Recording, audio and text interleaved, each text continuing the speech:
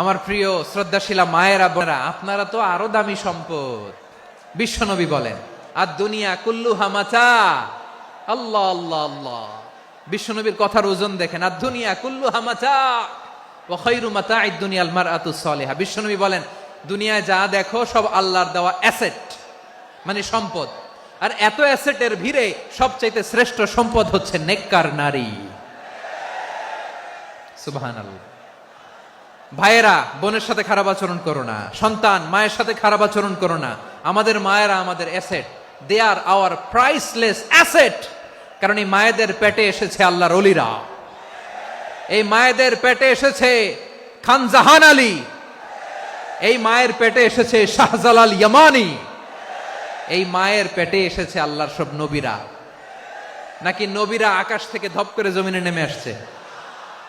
মায়ের পেটে আসছে। এই মায়ের পেটগুলো খনি। আমার সম্মানিতা মায়েরা বোনেরা, নিজেকে ইসলাম দিয়ে সাজান, নিজেকে পবিত্র রাখুন, নিজের আব্রু ইমান ইজ্জতের হেফাজত করুন।